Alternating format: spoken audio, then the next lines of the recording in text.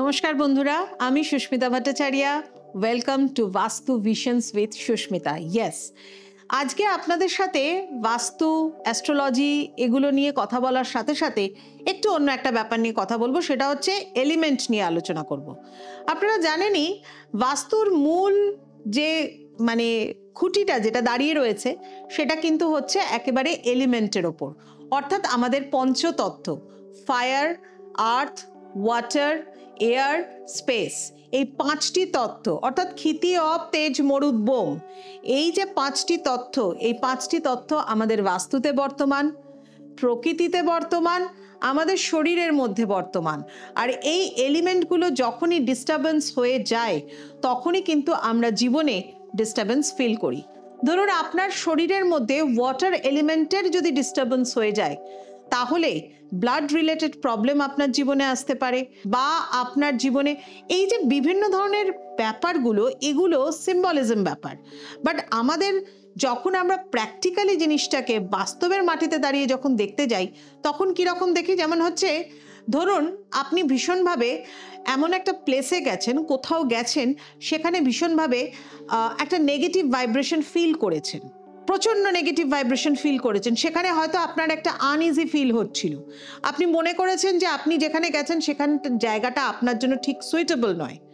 বাড়িতে আসলেন, বা হয়তো প্রতিদিন, এটার সাথে আমি দিচ্ছি, প্রতিদিন আপনি যখন অফিস থেকে বাড়ি ফিরছেন বা আপনার যে কোনো কাজ থেকে বাড়ি ফিরছেন, বাড়িতে এসে আমরা কি হই? ফ্রেশ হই। ফ্রেশ হওয়ার জন্য আমরা কি করি? নিজেদেরকে পিউরিফাই করি। কীরকমভাবে পিউরিফাই করি? আমরা পিউরিফাই করি জল দিয়ে। কেউ আমরা মুখ ধুচ্ছি, ঘাড় মাথা ধুচ্ছি, কেউ হয়তো পুরোপুরি স্নান করে নিচ্ছি। তার মানে that is called water purification. আপনি আপনাকে ওয়াটার দিয়ে, জল দিয়ে পিউরিফাই করলেন। আমরা প্রতিদিন আমাদের ঘরটা যখন, আমাদের বাস্তুটাকে ক্লিন করা হয়, হয়তো জল ঢেলে আপনার বাড়ি প্রতিদিন ধোয়া হচ্ছে না, বাট ক্লিন করা হচ্ছে, মপিং করা হচ্ছে, ঘরটা মোছা হচ্ছে, তখন ওই বালতির জলের মধ্যে যদি একটু সন্ধক লবণ দিয়ে আপনি ঘরটা মপিং করেন তাহলে আপনি নেগেটিভ ভাইব্রেশন কাটালেন। ঠিক সেই রকম যখন কোনো নেগেটিভ জায়গাতে, নেগেটিভ প্লেসে যাবেন, ওয়াটার এলিমেন্টকে কাজে লাগান, অর্থাৎ আমাদের এই পাঁচটি তত্ত্ব আমাদের জীবনটাকে দারুণভাবে ব্যালেন্স করতে পারে।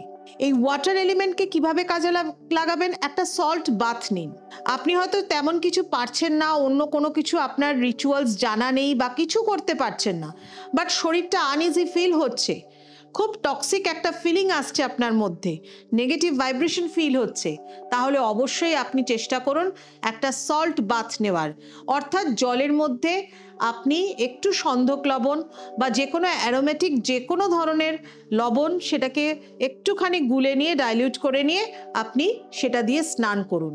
দেখবেন একটা পিউরিফাই, একটা বোধ, একটা ফিলিংস, পজিটিভ ফিলিংস কিন্তু আপনার মধ্যে আসবে। আমি সামান্য একটা ছোট্ট একটা উদাহরণ এটার সাথে দেব। আমরা বাড়িতে যখন কোনো পুজো করি, দেখবেন যজ্ঞ করি, হোম যজ্ঞ করা, বা বাড়িতে যদি আপনার ধরুন কোনো সত্যনারায়ণেরও পুজো হচ্ছে, তারপরে যখন আমরা কোনো যজ্ঞ করে থাকি, সেই যজ্ঞটার মানে হচ্ছে আপনার বাস্তুটাকে পিউরিফাই করা। আর সেই বাস্তু পিউরিফাই করবার জন্য কোন এলিমেন্টটাকে কাজে লাগানো হচ্ছে? ফায়ার এলিমেন্ট, আগুন। ঠিক সেই রকমভাবে আপনার বাড়িতে আপনি যখন প্রত্যেক দিন বাড়িতে ঘিয়ের প্রদীপ জ্বালছেন কি সর্ষের তেলের প্রদীপ জ্বালছেন, আপনি কিন্তু আপনার প্ল্যানেটসগুলোকে, আপনার জীবনটাকে, আপনার ওয়ে অফ লাইফটাকে, সব কিছুকে কিন্তু পিউরিফাই করছেন। অর্থাৎ প্রত্যেকটা রিচুয়ালসের পেছনে কিন্তু একটা করে কারণ আছে। দেখবেন আগেকার দিনে যেরকম আরেকটা এলিমেন্টের কথা বলছি, সেটা হচ্ছে এয়ার এলিমেন্ট। আগেকার দিনে কি হতো, বা এখনো করা হয়, যেটা বহু বাড়িতে সন্ধেবেলা শঙ্খধ্বনি দেওয়া হতো, সন্ধে দেওয়া হতো, সন্ধে আরতি করা হতো, বাড়িতে শঙ্খ দেওয়া হতো। মানুষ হয়তো এখন ব্যস্ততার জন্য সবকিছু করে উঠতে পারেন না, বাট এই পঞ্চতত্ত্বকে ফেলে দিয়ে আমরা কখনো চলতে পারি না। বাস্তুতে পঞ্চতত্ত্ব অ্যাজ ইম্পর্ট্যান্ট অ্যাজ অ্যাস্ট্রোলজিতেও তাই, কিন্তু প্রচণ্ডভাবে ইম্পর্ট্যান্ট। কারণ অ্যাস্ট্রোলজিক্যালিও কিন্তু প্রত্যেকটা এলিমেন্ট বা প্রত্যেকটা জোডিয়াক সাইন বিভিন্ন এলিমেন্টের আন্ডারে পড়ে।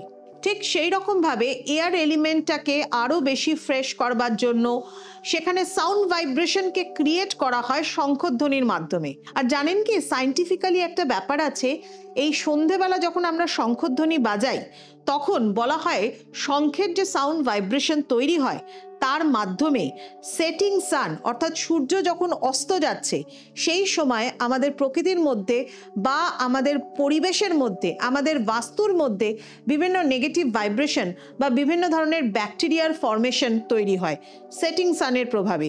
কারণ ওই সময় ইনফ্রারেড রে এবং আলট্রাভায়োলেট রে, এই রেগুলোর পরিমাণ অতিরিক্ত পরিমাণে বেড়ে যায়। তো সেই কারণে বাড়িতে যে নেগেটিভিটি বা ব্যাকটেরিয়াল ফর্মেশন হয় সেটাকে কাট অফ করতে পারে সাউন্ড ভাইব্রেশন। কিসের সাউন্ড ভাইব্রেশন? কঞ্চের, অর্থাৎ শঙ্খের সাউন্ড ভাইব্রেশন সেটাকে কাটিয়ে দেয়। তাহলে এবার বুঝলেন তো কেন মা দিদিমারা বাড়িতে সেই ছোটবেলা থেকে আমরা দেখে আসছি সন্ধেবেলা শঙ্খধ্বনি দেয়। ইয়েস, সন্ধেবেলা শঙ্খধ্বনির অনেক গুরুত্ব আছে। আবার চলে আসি ওয়াটার এলিমেন্টে। এই ওয়াটার এলিমেন্ট আপনার বাড়িতে কোন দিকে আছে? যদি বাড়ির মধ্যে দক্ষিণ বা দক্ষিণ পূর্ব দিকে থাকে তাহলে বাস্তু ফল্ট। যদি আপনার বাড়ির উত্তর পূর্ব দিকে ঈশান কোণে বাস্তুর মধ্যে মানে ফ্লোর লেভেলে যদি কোনো ওয়াটার ট্যাঙ্ক থাকে তাহলে সেটা ভীষণভাবে শুভ। জলের ট্যাঙ্ক ওখানে রাখলে যেরকম শুভ, ঠিক সেই রকম ভাবেই যদি আপনার বাড়ির দক্ষিণ দিকে বা আপনার দক্ষিণ পূর্ব দিকে কোনো রকম ভাবে জলের স্থান থাকে, ইভেন কিচেন থাকলেও সেখানে সিঙ্কের পজিশন যদি দক্ষিণ পূর্ব দিকে থাকে তাহলে কিন্তু ওয়াটার এলিমেন্ট ডিস্টার্ব হয়ে যাবে। অর্থাৎ বাস্তুতে পঞ্চতত্ত্বকে ব্যালেন্স রাখতে হবে। যেমন ইলেকট্রনিক জিনিসপত্র, ইলেকট্রিক্যাল গ্যাজেটস বা ইলেকট্রিক মিটার, এটা যদি সাউথ ইস্টের দিকে থাকে তাহলে যেরকম শুভ, অর্থাৎ ফায়ার এলিমেন্টকে ব্যালেন্স করা হলো, ঠিক সেই রকম ভাবে ওয়াটার এলিমেন্টকেও ব্যালেন্স করতে হবে। ঠিক সেই রকম ভাবে বাস্তুতে একটু হ্যাবিটেবল স্পেস রাখতে হবে। আপনি যদি বাস্তুটা কনজেস্টেড করে দেন একগাদা আসবাবপত্র, একগাদা ফার্নিচার দিয়ে, তাহলে স্পেস এলিমেন্ট ডিস্টার্ব হয়ে যাবে। বাস্তুতে যদি উত্তর পশ্চিমের দিকে, উত্তরের দিকে যদি উইন্ডো একদমই না থাকে, অনেকে ভাবেন শুধু দক্ষিণ পূর্ব দিকে জানলা থাকলেই বোধহয় খুব শুভ। না, উত্তর পশ্চিমেও যদি কোনো রকম ভাবে কোনো আপনার কোনো ওপেনিংস না থাকে তাহলে সেই বাস্তুতে স্পেস এলিমেন্টও কিন্তু ব্যালেন্স থাকে না, অর্থাৎ সেটাকেও ব্যালেন্স রাখতে হয়। আর একটা ছোট্ট টিপস আপনাদের এটার সাথে বলে দিই, উপরি পাওনা। সেটা কিরকম? যেমন হচ্ছে ধরুন water element positive vibration, negative vibration দুটোকেই মানে রিসিভ করতে পারে, রিলিজ করতে পারে। কিরকম? ফ্লোয়িং ওয়াটারে কিন্তু নেগেটিভ ভাইব্রেশন ফ্লো হয়ে চলে যায়, বাট যেটা স্টিল ওয়াটার তার মধ্যে পজিটিভ ভাইব্রেশন, নেগেটিভ ভাইব্রেশন দুটোই খেলা করতে পারে। তাহলে এই যে খেলাটা করে সেটার মধ্যে যখন কোনো কিছু আপনার বাড়িতে পজিটিভ আছে সেটাও থাকতে পারে, আপনার মধ্যে পজিটিভ আছে সেটাও থাকতে পারে। তাহলে এই ওয়াটার এলিমেন্টের ক্ষমতা হচ্ছে নেগেটিভিটি পজিটিভিটিকে অ্যাবজর্ব করা, রিলিজ করা, ব্যালেন্স করা। তাহলে যখন আপনি কোথাও ধরুন গেলেন, কারোর বাড়িতে গেলেন বা কোথাও একটা ভিজিট করলেন যেখানে আমাদের এক গ্লাস জল খাওয়াটা খুব কমন ব্যাপার, কিন্তু আপনি কি জানেন এই এক গ্লাস জল খাওয়ার মাধ্যমে আপনি অনেক কিছু হয়তো নিজের পজিটিভিটি হারাতেও পারেন। কিরকম? আমরা বেশিরভাগ ক্ষেত্রে কি করি, এক গ্লাস জল খেয়ে জলটা অর্ধেক অবস্থায় সেই গ্লাসটা রেখে দিয়ে চলে আসি। এটা খুব খারাপ একটা হ্যাবিট, জানেন তো? যখন জলটা খাবেন পুরোটাই জলটা খান, আদারওয়াইজ জল যদি না খান আপনি সেটাকে বলুন যে না আপনি খেতে চাইছেন না। যদি আপনি অর্ধেক গ্লাস জল খান তার মানে আপনার ভেতরের যে পজিটিভিটি আছে সেটাও কিন্তু ওই গ্লাসের জলের মধ্যে চলে গেল। রেখে চলে আসলেন মানে ওইটা শুদ্ধই কিন্তু আপনি রেখে চলে আসলেন। এই জিনিসটাকে, এই ব্যাড হ্যাবিটটাকে একটু ত্যাগ করুন। এটা কিন্তু কখনো উচিত না, যেটা খুব সাধারণভাবে আমরা বেশিরভাগ মানুষ করে থাকি। তাই এলিমেন্টকে কিভাবে ব্যালেন্স করবেন এই রকম ধরনের ভিডিওস আমার অনেক আছে, ফলো করতে থাকুন চ্যানেলটা। ভালো লাগলে অবশ্যই সাবস্ক্রাইব করুন এবং বাস্তু ভিশনস উইথ সুস্মিতার সাথে সাথে থাকুন। অনেক কিছু জানতে পারবেন, বাস্তব জীবনে অ্যাপ্লাই করতে পারবেন। আজ আসি এই পর্যন্তই। ভালো থাকুন, সকলকে ভালো রাখুন।